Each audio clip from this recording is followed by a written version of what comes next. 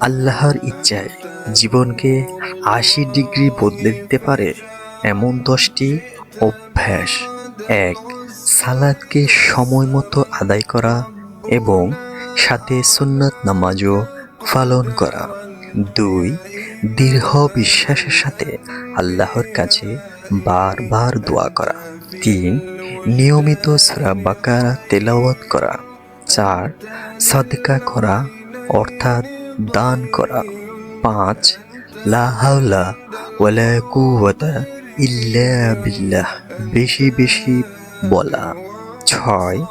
দরুদে ইব্রাহিম নিয়মিত পাঠ করা। ৭. ঘুমের আগে সূরামূলক তিলাওয়াত করা। ৮. প্রতিটি নামাজের পর আয়াতুল কুরসি পাঠ করা। ৯. বিতিরের নামাজ পড়া। ১০. বেশি বেশি ইস্তিগফার করা অর্থাৎ আল্লাহর কাছে ক্ষমা চাওয়া। এই আমলগুলো যদি নিয়মিত করা হয়, আল্লাহর ইচ্ছায় জীবন ৮০ ডিগ্রি বদলে যাবে ইনশাআল্লাহ।